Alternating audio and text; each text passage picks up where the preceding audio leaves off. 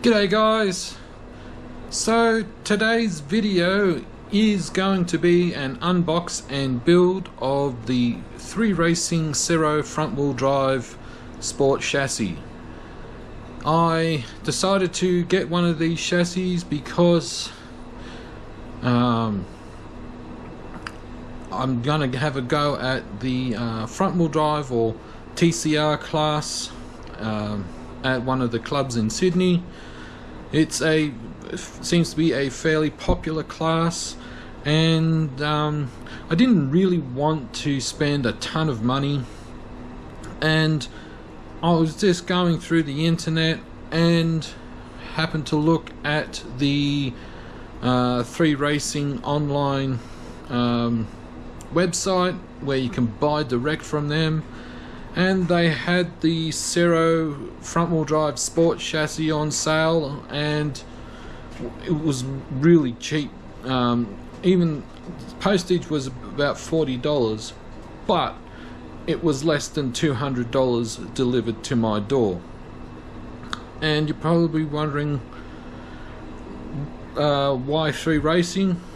Partly because of the price, because where I am living, I live in regional New South Wales in Australia, and it's about, depending on traffic, it's about a 4-hour drive to Sydney, and I don't get to go to Sydney that often. So I thought, you know what, I won't spend a ton of money, but I will have a go at it. So instead of flapping my gun, and I'm sorry if you can hear some background noise. It's the middle of winter and weather sucks, and I got to do laundry, so I'm sorry about the background noise of the dryer going. But what we'll do is we'll quickly go to the table, the work table, and we'll have a look at it, and we'll continue on from there. Alright, so here it is, the 3Racing Cero front-wheel drive sport 10th scale on-road chassis sport version. So basically, like any other racing kit, it just comes as a bare chassis, and you have to put it together. You have to supply your own electronics, so motor speed controller, steering servo, receiver, battery. I believe these use a shorty pack. When I get into the build, we'll have a look. So what I'll do is I'll just pause here for a quick second, and we'll open up the box and have a quick gander at it. Alrighty, so we have the box open. So we start off, we have greases, oils, thread lock, low strength, so that'll be purple thread lock. Comes with some basic tools, which is pretty good, but you will need I strongly recommend you get some proper tools, like better tools other than what's supplied. These are just really just to help you, but better quality tools are recommended. So we have our bags, and it would appear to be numbered from 1 to 8, I would assume. So yeah, it looks like it's numbered 1 to 8, and I'm guessing that's a 6, maybe, could be a G, I don't know. Looks like option parts, maybe. So we have all the necessary parts needed and to build a bare chassis. So the chassis plate is like Fiberlite or fiberglass sort of thing. And we have our Go Fast stickers, and it would appear, we have our instruction manual. So let's have a quick look and see what we need to complete it. So we need tools, obviously. Looks like it comes with some decent tools. No, it doesn't tell you what's needed to complete it. But like I said though, the obvious is you need motor, speed controller, steering servo, receiver, transponder, and looking at the picture here, it does look like a shorty pack. So and obviously wheels and tires and a body, and they recommend, depending on what club you race in and what part of the world you live, the rules can vary a little bit. However, they do recommend, when it comes to bodies, a TCR style body or a front wheel drive equivalent. I got a Honda Civic EK9. Yeah, you'll see it. So I got one of those. And so what I do, if you've never seen these videos before, what I do is I do the initial unboxing, and then what I do is I set the camera up over there on time-lapse, and you get to see me build it in time-lapse. So as I always say, sit back, relax, and enjoy.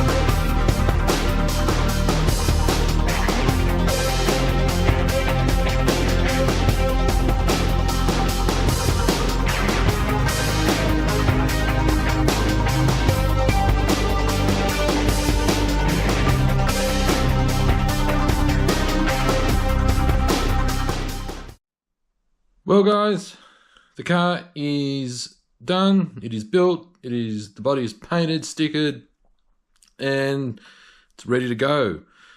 So if you're new to this channel and this is the first video you've seen of mine, with these unbox and build videos, I will film the majority of the build on time-lapse, and then I'll do stuff like paint the body and do the, like, I guess you could say, final assembly, like soldering wires and things like that and programming. I'll do that all off camera. So like I said, it's all done, it's all ready to go. So let's have a look at it. And here it is, guys. So it is all ready to go. In case you're wondering, I do make up some of my own decals and so forth. So the shell that I've got on this is a Blitz. It's called a Blitz EK9. So it's a Honda Civic EK9 hatchback shell. So, and as you can see, I've made some custom Honda logo decals. I have a Cricut vinyl cutter, so I can make up my own stickers, so I can make vinyls, my own name stickers. I've used a couple of manufacturer decals and so forth. And just for a little bit of fun, VTech kicked in. So, like I said, this is a Blitz body shell, and yeah, came out nicely. This is my racing paint scheme. So let's have a look underneath. Yeah, just bear with me, guys. I was going to use the tall body posts because in the kit it comes with the option of these posts at the back, or you can have the upper posts, the stand-up posts for the rear. However, the problem is with this body shell design, it would foul on the wing here, so I had to put the other posts on. So bear with me as I take this off so it doesn't. There we go.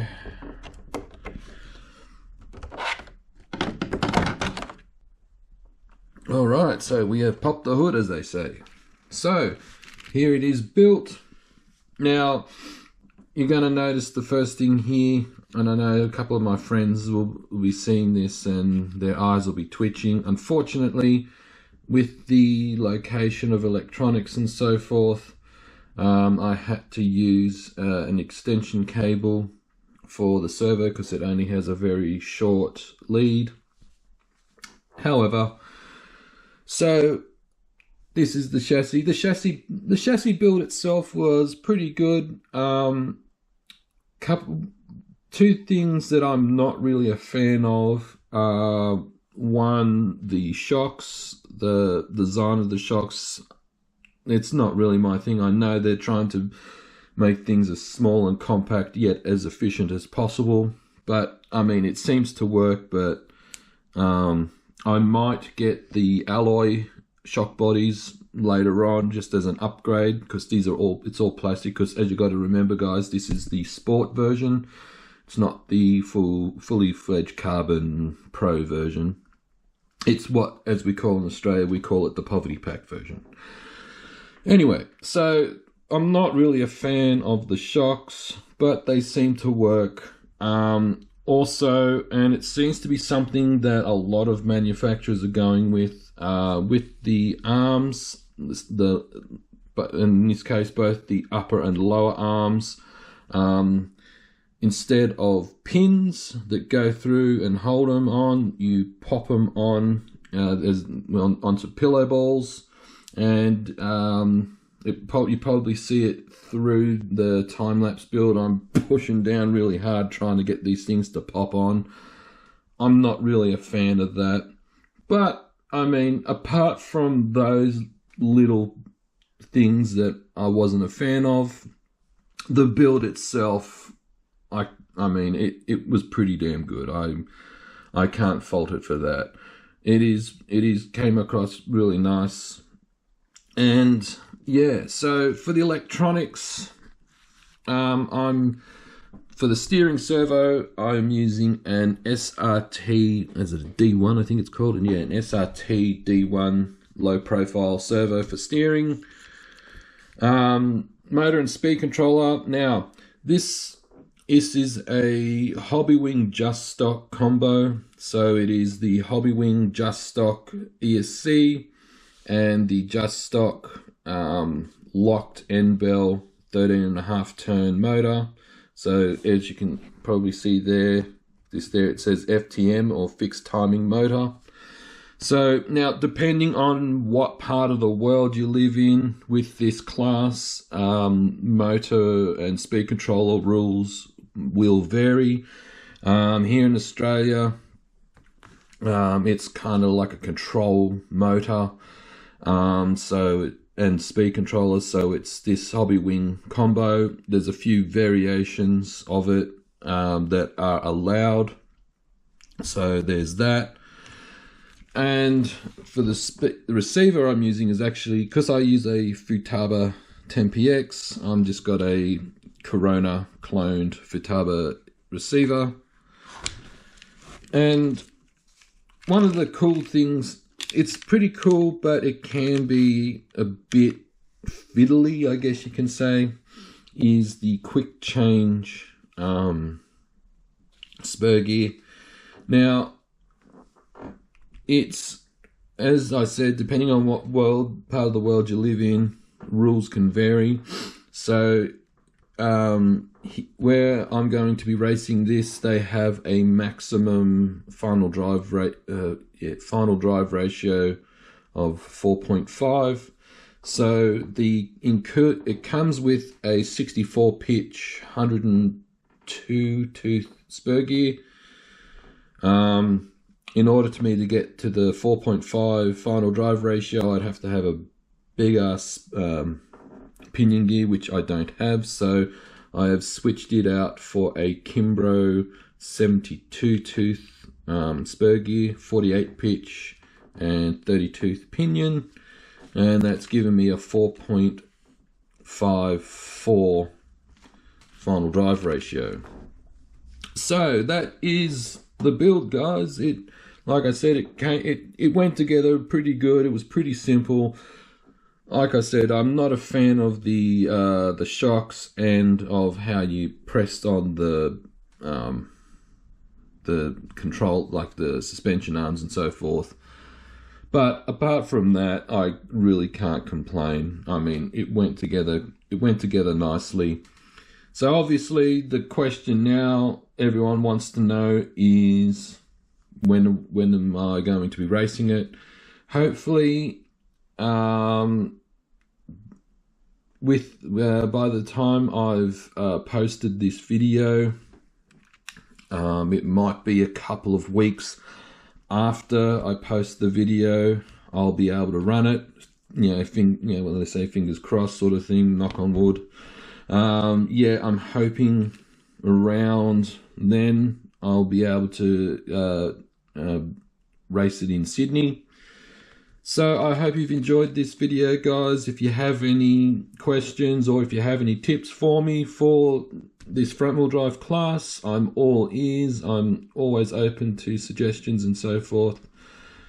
But until the next video, guys, enjoy your hobby and cheers.